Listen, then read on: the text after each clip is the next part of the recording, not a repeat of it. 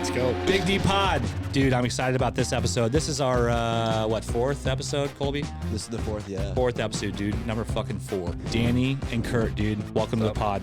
I'm happy to have you guys on, dude. Cheers. Oh, dude. Absolutely. This is the first, so Kurt was just saying this is his first podcast ever. This is the first Big D podcast where we're having beers on there, which I couldn't be more excited about, dude. Because anytime I can fucking work and incorporate beers in my life, I'm fucking excited. Likewise. Why don't you guys introduce yourself, talk about your business. Let's talk about how you guys got started in real estate, and we'll fucking start rolling into good shit. I mean, I got started in real estate going on 3 years. Just Okay, coming up on like 3 years ago. 2019. 2019, I got licensed, and then I went to a broker, which I worked for like a week or so, and I wanted to get into investments. I wanted to wholesale real estate, and the broker was like, no, you can't wholesale real estate here, but you can go to another department or company that I also own, and you can wholesale real estate there. So that's what I did. Well, hold on. What were you doing before real estate? So set the scene for me. Are you originally from Arizona? No, I'm from New York. New York, dude. What part of New York, dude? Rockland County. Before real estate, I was fucking working in bars in Scottsdale. Okay. All right. So you were working bars. You came here from New York. What brought you here from New York? Another sales job for UPS. Okay. Selling for UPS. Selling shipping solutions. It fucking sucked. And you hate it. And you're like, I'm moving to Scottsdale. I'll be a bartender. Yep, pretty much. And then I was a security. I've done serving there. I was fucking. I've never made so much money besides in real estate now. Yeah. Before that, prior to that, I never made so much money in a short amount of time. What is like a good bartender, like at a decent bar? Like, what do they make? Do you think a night? Is it a G? Those girls make like 80 to 120K a year at like places. That's crazy. Yeah. Oh, it's fucking. The hours would suck though. I feel like I don't want to work from fucking 6 to 2 a.m. every morning. It's a terrible lifestyle. I was a bar back for a little bit, and you're just so unhealthy. I mean, you'll make fast money, but you won't go far. I mean, that's what we're even saying today. We all moved like really close to each other. What'd you say today? To give it some preference, like we're our offices. We all have separate offices. Okay. And it's like, what are we doing? We're all like working alone in our own rooms, right? Yeah. So we all just started moving to a big office, kind of like you have. Okay, gotcha. Together. And then you're talking about for your real estate business. For a real estate business. Okay, so you guys were all individually like, oh, fuck this. Yeah, what are we doing? Yeah. It's like lonely. So we're all like in there hearing each other, make calls, and it's just way better. Yeah, the energy. Yeah, the energy. I always felt like the energy was good. Like when I got into real estate, I was doing loans, and I got started on a team. It was like 3 other guys my age, and like one other guy my age, but he was like fucking genius. And he was running the show, and there was 3 of us in like one office, like almost this size right here, and we called it the bullpen. And just it sucked being in there together, but it also kind of relieved the tension of like, yeah, you're all doing something that kind of sucked together, like absolutely. Misery likes company. But also like every time I would hear somebody making a phone call and I wasn't making money, I'd be like, fuck, I should be making that phone call. And it like kind of like I think the energy kind of like goes up together. I couldn't agree more. We're saying we're making like a Wolf of Wall Street scene, and we're like, oh, we're just gonna start getting some lines and doing some whole bunch of shit. And you're gonna fucking shave some girl's head and fucking pay her 10 grand, like that kind of shit. That's awesome, dude. So you guys, okay, so from New York, moved to Scottsdale, doing the whole bar scene.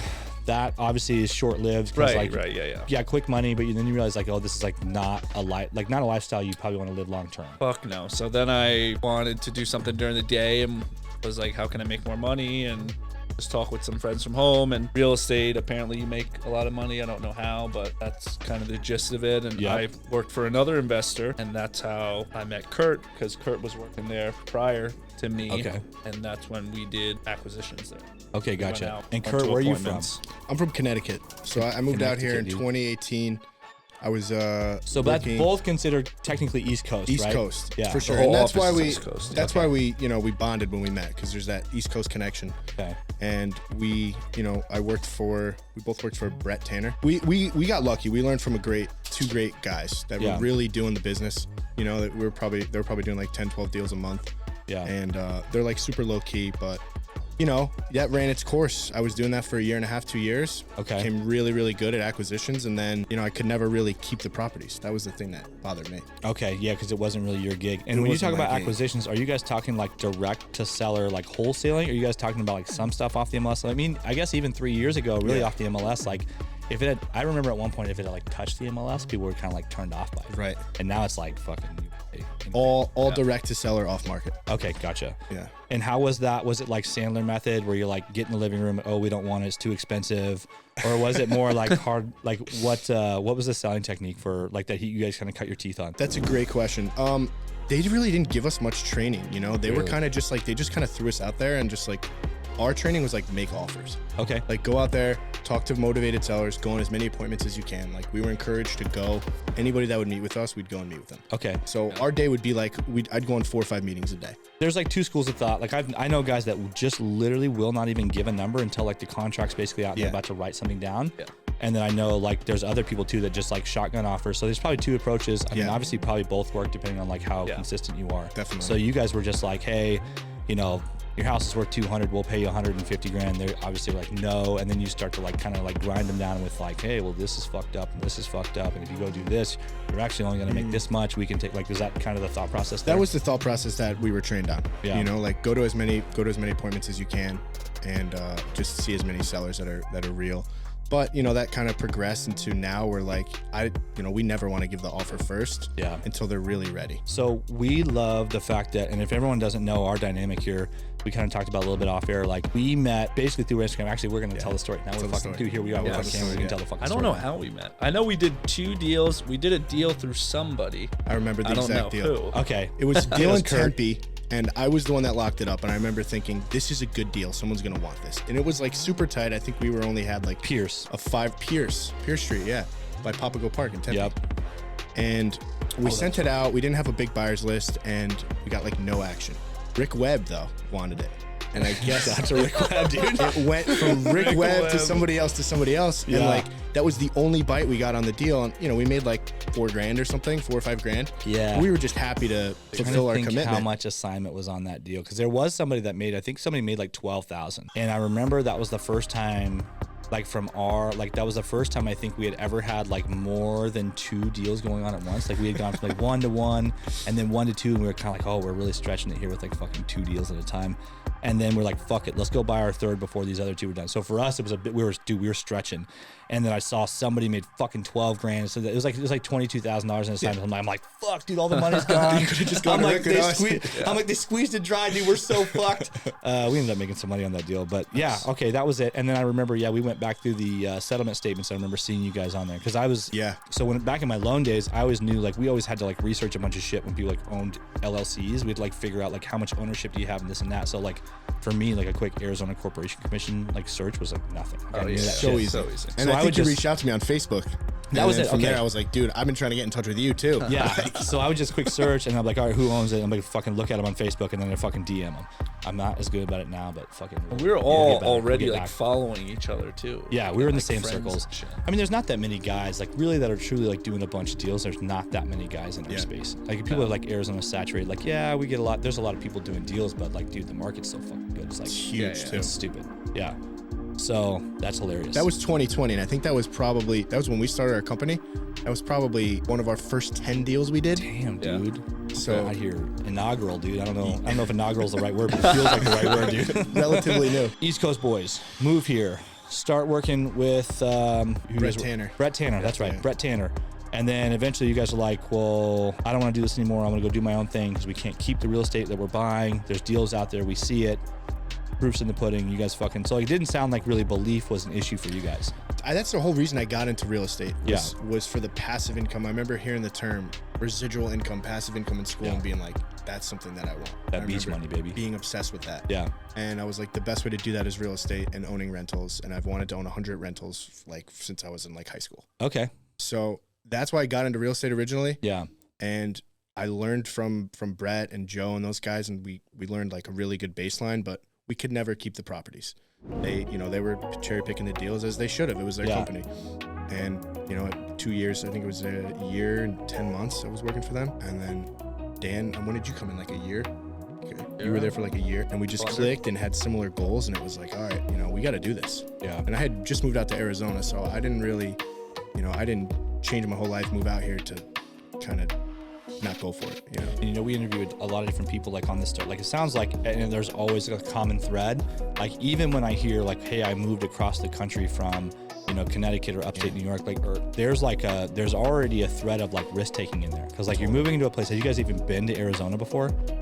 I never once. I have. I used to work as a pool guy. Okay. So I would have the winters off. Okay. Because it's cold in Connecticut, and I would come to Arizona for like every winter. So you had an idea, years. but you had no idea. Like, were you thinking like, hey, I'm moving to a legitimate desert, like saguaro cactuses and fucking? I moved in before I moved to Scottsdale. I was in South Phoenix because that was where my job was. And I had no idea where the fuck to move to. Like, so this place sucks. Oh, it's awful. I hated the fucking first 6 to 8 months because I wasn't like, I was at my other job. It was a corporate environment, fucking sucked. And then I was in a shit whole place too in South Phoenix. Yeah. I had no idea. Like, damn, what the fuck did I do? So then you guys get together, and then like when you guys left, is it like, you know, you guys left on good terms, like everybody's cool? It's just like, hey, we're gonna go do our own thing, and Brett's like, all right, good luck, boys, see you later. I left on pretty good terms. I mean, I just told them what it was, and then like, it was just kind of weird because, you know, you spend a year and 10 months with somebody, and then like once you leave, it's like, all right, we don't really talk anymore. Yeah, Just yeah, kinda, it's weird. Just kind of the way it is. You gotta do know? that shit. Like, it's like, you know, He like, totally understood. Yeah, I mean, you want to start keeping shit. Like, you gotta go do your own deals. yeah. So you guys leave. You guys are partners from the jump. No. No. Kind Or you, like, go do your own thing? So when we worked, we would get like a % of the deal. Okay. So my biggest thing was like, we're leaving to go on our own. Like, I want to make sure like this works. Like, I'm not just going to partner just to partner. And then like me and Dan kind of each had our own LLC when we first started in 2020. And we like split expenses, and we made sure that, you know, we were matching each other's work ethic. And then in 2021, like it just became to the point where it's just way easier to partner up. Okay, so Like, it we was didn't like, really rush into a partnership. we have our own separate entities. Yeah. We're gonna buy like the data and like the cold Correct. callers and all that Right. stuff. Were you guys like cold calling on your own data? Like, how'd that work from the jump? I mean, we were both cold calling. We had some cold callers. We had the data. You know, we pretty much just purchased a bunch of inventory. Yeah. Hired some laborers. Did some labor ourselves. It was not easy. We weren't getting deals. COVID came. We were sinking chip a little bit. And then there was a point in time where we're like, what the fuck are we doing? Spending a couple thousand each. So we started February 2020. I was gonna say, let me get a quick timeline real quick. February 2020, I'm we started. Always curious what people are doing like the first week of March of 2020. Like, I'm always curious, like where's your business at? So you guys, when did you guys leave Brett's team? I left January, I think I remember the exact date, January 22nd, 2020. I was in 2019. Okay. 2019. 2019 you're out, 2020 you're out. You guys are partnered up. COVID hits. Like, where's the business at? You guys closing deals at that point?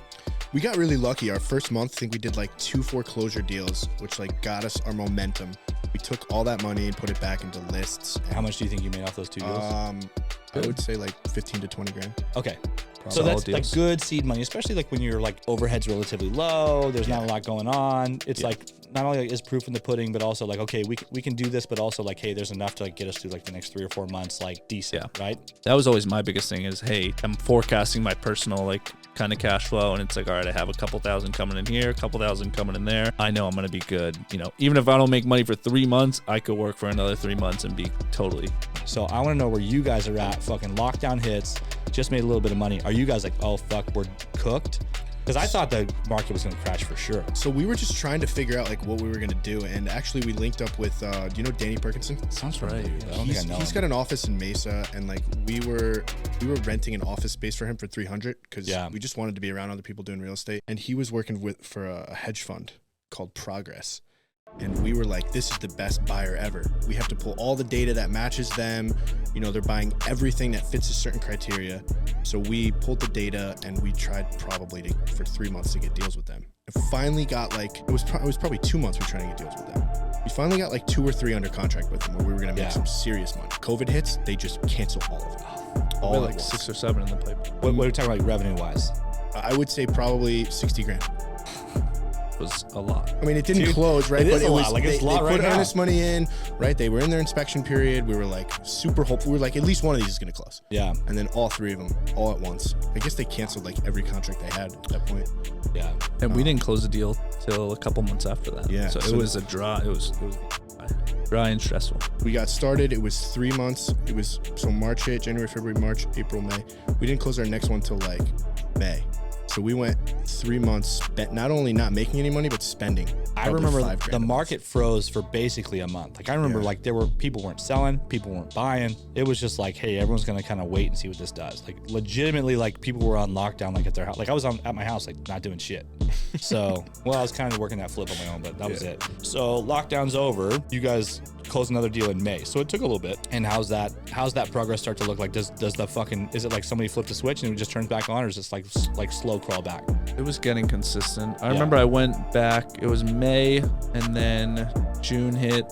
We had another decent month in June, July. And then there was some progress. There were some contracts. There was like the pipeline was starting to fill up. But then if you look at the evolution of it, it's like we bought the data, the inventory, and then we hired the callers, and then it was like 60, 90, 120 days after that. Then it's like, holy shit, we have a pipeline now. Now we're closing deals from a couple months ago. There's hot leads coming. So it's like getting your mind to think about the power of the pipeline is like, for sure, that's the biggest thing. And that's when our pipeline was actually flowing. Like old leads were getting converted today, and then good leads that were ready to, fold right away were getting closed right then and there. Okay. Yeah. And I think that's why so many people quit in real estate, because it takes you a while. It's hard. You got to build up a pipeline. There's at least a 3 to 4 month drag period from when you first talk to somebody to get paid. It takes you a while if you're decent. It takes a long time if you suck at it. Like fucking your boy, dude. It takes a long time. It took a long time when you suck at it. We did it for. So you were doing direct to seller? I never fired my cold callers. Once Lucas and I started making money on flips, I'm like, hey, I go, I don't care what we do with the flip side of the business. I like it. I want to keep doing it. I go, but I have this wholesale side of the business. I go, I'm either fucking shutting it down, or you're going to become a partner and you're taking on half the fucking risk, because this isn't fucking going well. So it's like, I always tell people it takes all kinds of kinds. Like I love that there are wholesalers out there. I don't want to do it at all, but like fucking sell me everything you got, because I'm here for it, dude. At what point do you guys start to really like make some money? Like, because I always feel like people think, like they hear these numbers of like, and it's such a good concept for this show too. Like, we talk about like, $100,000 closings or $250,000 closings. They forget there's a fucking business to run in the back end. It's not like you just get to take that money and put it in your pocket and run home with it, because like as soon as you do that, like you can do that. I know so many guys that like, especially when they started closing their first deal, like made 10, 15, 20 grand. Like, dude, I saw my fucking Cabo the next weekend. Like fucking dude, like buying expensive shit. And I'm like, ooh, this isn't going to go well for you. But yeah, you have to reinvest. A lot of that you have to reinvest in the business too. Like you have to save capital. Like that's how this fucking business works. So at what point do you guys really start making money? We were making, after that June, July, it was probably like 20, 30K, between 15 to 30K consistently for, July, August, September, October, November. That's kind of where the numbers were landing at. And then January. And this is the first time you can like kind of breathe since we weren't even really paying ourselves. That's the thing, right? Like we do like 3 deals, 4 deals. Yeah. And we'd be like super excited because we're like, all right, this is working. Yeah. And we'd at least be able to pay off all of the things we're putting into it. But we weren't like taking money. We'd be like, hey, let's each take 1,000 this month. Right? Like we weren't totally getting rich. Like we didn't know how to pay ourselves or anything. So we were just leaving it in a bank account and spending it more on marketing and growing and growing. People kept telling us profit first. I'm like, motherfucker, what profit, dude? I'm like, we're reinvesting everything. Right? What are you talking about? So we didn't really know how to. My bad. That one came out hot, dude. That was impressive. That you need to clip down. Yeah, dude. Okay, clip that up, dude. Yeah. What are you trying to kill? Yeah, dude. So I think our first year, 2020, we ended up doing like 20 or 30 deals? 26? I want to say it was like 26 to 34 deals. That was in 2020? Somewhere in there, yeah. That's huge, especially for a new wholesale company. Yeah. 200K or so, give or take, was that? Yeah, give or take, yeah. Okay. Think. Cool. And then like towards the end of the year, you guys are, I'm sure at that point you're starting to go, okay, the shit's working. We're in a bit of a rhythm. Probably have a little bit of like pipeline, like a pipeline, like a nest egg, maybe set aside just a little bit to where you can start to pay yourself. When's the point where you like actually start like making money? 2021. January 2021. For some reason, something clicked in 2021. We just took it a lot more serious. We believed we could really like do this. Yeah. There was probably a little bit of doubt at some point, but we believed that we could really do it. Once we just started spending a lot more money on marketing, we started thinking about marketing as an investment instead of an expense. We just spent more and made more. Are you guys to the point where, and this is probably where I still kind of lack in business, and I definitely would have lacked as a wholesaler, like tracking your KPIs and knowing like, hey, if we put in X, we almost receive X, like almost down to a calculation? Or is it more like, hey, it's kind of more generalized, like we know if we spend more, we'll make more? We probably should get better at that. It's definitely super general, man. Like, to be honest with you. I think I would say most people are, unless you get to like guys that are just like super fucking like hyper focused on that shit.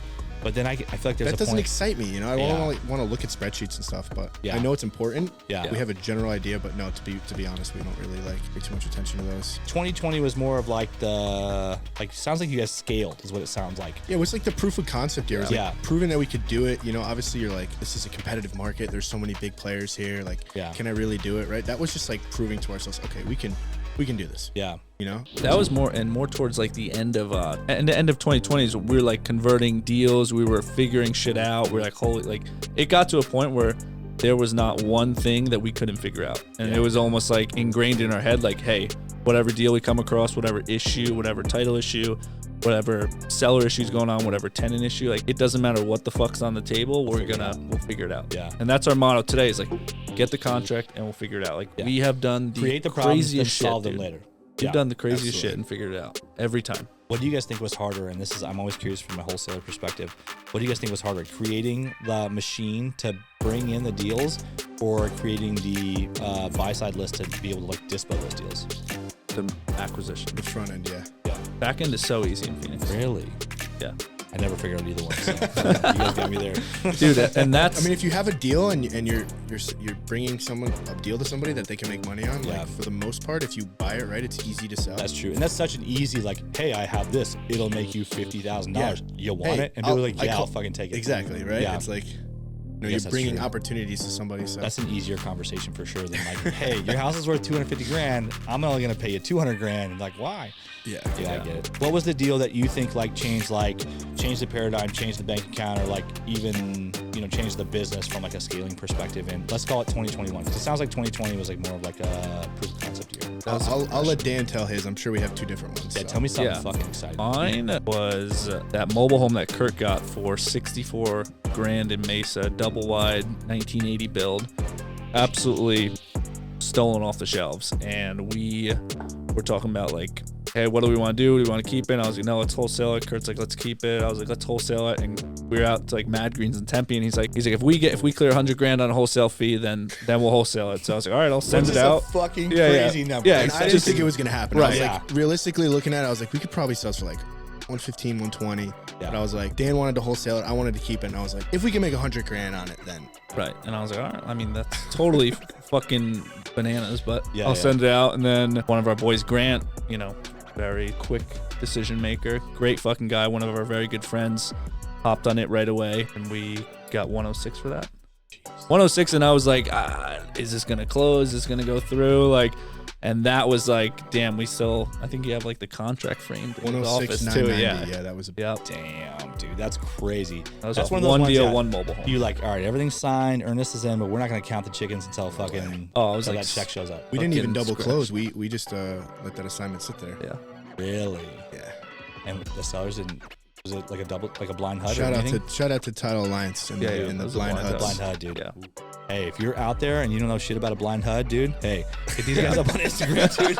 A blind HUD will save your life, dude. Yeah, well. $106,000, Jesus. And here's the crazy part about that. I followed up with that lady for like 3 or 4 months, right? I didn't think it was that good of a lead. I just felt like there was something there with her. Yeah.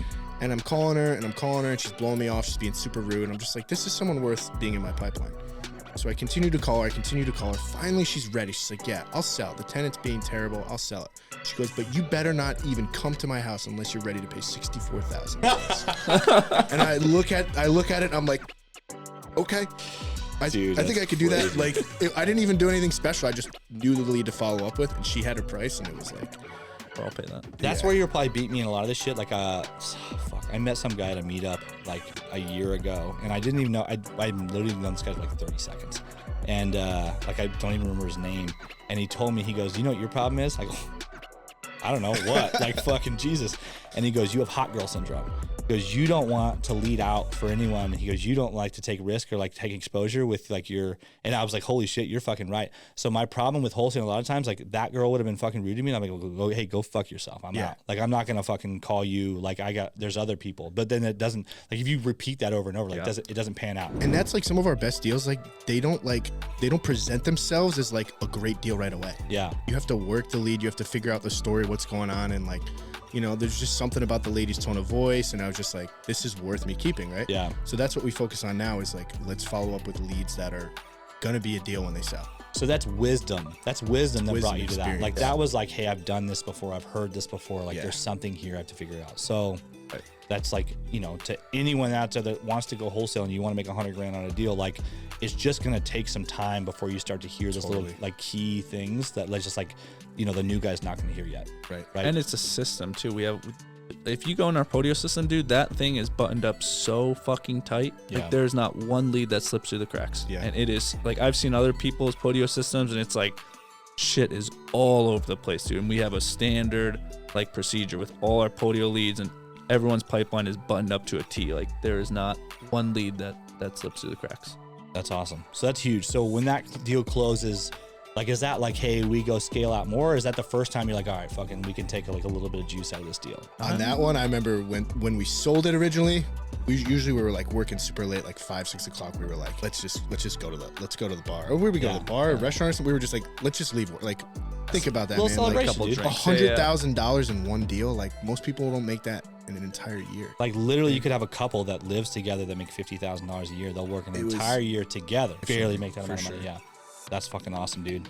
$100,000 in one deal. That wasn't my favorite deal though. My favorite deal, we got this mobile home, this land in Mesa, and we opened escrow. We were using Cherie at where's she at, Cherie? Magnus. She's at Magnus, yeah. Magnus. She's over in Carrie Person's office, right? So we opened escrow. I'm super excited about it. I've been working lead for a while, and she goes, "Oh, DeLon Anderson, we've gotten this file 3 times. We can't close it." I'm like, oh my God, like I wish you told me this before I worked it, right? And negotiated and this and that. And I'm like, what's the issue? So long story short, there was no legal way to access the property. So it had no easement. It had no easement. They were crossing over somebody else's land to get to the lot. I think we got the lot for like $20,000, like in Mesa. Okay. I might know the solution to this already. It's in my brain, but I'm not gonna say it out loud. But nobody tried to solve the solution, and like a lot of the big names in Phoenix had it and just canceled. So we were like, well, should we work it? Should we not? And we went the extra mile. And actually, Dan solved this issue, and I'll let him tell that story. So let me break down the problem first for those of you guys that don't understand. So if you're newer out there and we're talking about easement, so like let's say you have a piece of land, okay, and you own this piece of land, but around it is other land that other people own and you can't access it from a roadway. You have to have what's called easement, or it's essentially like let's call it like almost like rite of passage or like joint mutual property. Usually some sort of municipality like the city or somebody will have kind of joint access on that piece of land. And it essentially means that yes, you own it, but it's able to be used by other people for other purposes. Sometimes it's roadway, sometimes it's power, sometimes it's fucking water, whatever. So that's what easement actually is. So I want to hear how you solve this. Yes. So there was like 2 ways to access it. One was through another mobile home. One was through a big piece of land. And first we tried to go through the big piece of land because was this next to like a big, like a hotel or something? And it was like a total piece of garbage. Mobile home? Yeah. Yeah. It was like there's a big apartment complex in there. It's on a county island in Mesa. That's how it got that. Arbor Circle. We've done a couple deals on Arbor that. Circle, on that little block. I remember that deal because I remember I was like, send that to you? I was like, you should just like take this and try and sell it to the guy that owns that fucking hotel. Yeah, that's what I tried to do at first. I showed up to his house. Did you in North Scottsdale? How'd it go? It was he wanted to stab me, I think. Well, I didn't even get in his house. I looked him up, drove to his place. You know, this guy was 5,000 square foot house on an acre. This guy's boat loaded, balling, and they don't even let me in. And then I get a phone call, and he's like, "Who the fuck is this? Why the fuck are you sure?" He's like, "Is this Dan or whatever? Like, are you showing up to my fucking house?" Like, he was just guns blazing, and I was like, No, dude, that's a guy that works for me, and nobody even worked for us besides Kurt at the time too. I was like, no, it's some guy that works for me. That was Rob, dude. Rob works for us. He shows up, dude. So he's like, tell that motherfucker you better not come back here. And meanwhile, I called him. He's like, well, why the fuck would I help you out? I was like, no, maybe you're a good guy. Yeah, dude, I'm not. I'm not a good guy. Dan. You got that wrong. I'm not a good guy. I remember that too. All right, well, whatever. And then we go to I remember I was speaking with Sharia because I was like, what the fuck do I do? She's like, well, just find a way to get in. And then I tried that guy. And then I went and called the neighbor, which is another Mesa Mobile. And it was some lady named Brandy. And she was definitely a crackhead. Yes. She made $6,000 though. We paid her $6,000 to be able to drive on her land to get to this property. Title gave title insurance, and that was it, man. So you essentially bought easement through her property. Like rights. Right. Yep. So you can purchase a right-of-way easement through someone's property, and they can essentially sign, and then title can insure that. Yeah. So that way, it's like they it goes recorded that, so it was like on the property for $6,000. Well, I think we just got so much meth, dude. Yeah. But she bought so much meth. She might be dead. You guys probably fucking killed her, dude. Fucking, I don't know. You can't give them that much all front, dude. It's too much. I remember we were trying to get so specific with you. I'm gonna pay you every penny. I'm gonna do this. Kurt and I showed up with a tape measure. She's just like this, like sitting on her porch. I'm like, we were like measuring the land. We're like, all right, we're gonna pay you this much per square foot. And I was like measuring how much space we were gonna take, and it was like, and I was like, come back, Kurt. Probably over. And she's like, yeah, whatever, dude. Give me my money. Yeah. That's wild, dude. And why that was a deal for me is because most of the wholesale deals we got were like just super easy, right? You get it and you close, cut and dry. Yeah. And this was one where we were told right from the jump, move on. You can't sell this, right? And all these other people had it before you, and they couldn't do it. And meanwhile, it cost you $6,000. And what'd you guys net off that deal? 19. We made good deal. Yeah, we sold it for 45. Yeah. So, but it wasn't even the money. Like at the time, that was great, right? But it was like showing that we can solve these type of problems, and that our advantage is that we'll go when you just get started. Your advantage is like you have more time to put into these deals.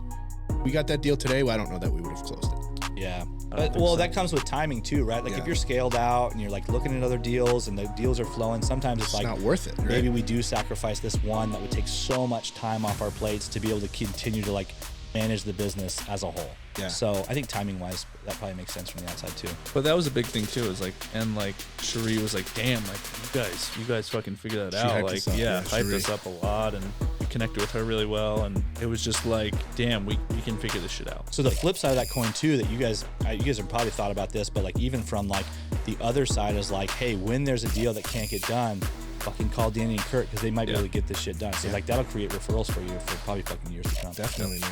So that's awesome, dude. Well, dude, I love to hear awesome stories like that. Those are big deals, dude. Fucking, when we're talking about like $130,000 just between two deals. Yeah. It's fucking wild. So it just goes to show you guys. It goes to show you that one, you might go through a pandemic and think you're going to like lose everything and shut down your business, and you might find a deal one day that's going to pay you $106,000. So that was the big D, dude. I'm super pumped that you guys came on. We haven't done a deal together in a while, so I'm gonna have to fucking buy something. I know. We gotta send you. We'll leave some meat on the bone for you. All right, dude. I love it. Hey, thanks for coming on the Big D. This is episode number 4. We appreciate everybody watching. Like and subscribe. We're gonna put these guys Instagram, TikTok, Danny Twitter, McBrin, Instagram. Kurt Nasowitz. All right. Hey, this is the Big D podcast. Thanks for tuning in. We're out. Thanks for having us, man. Thanks, man.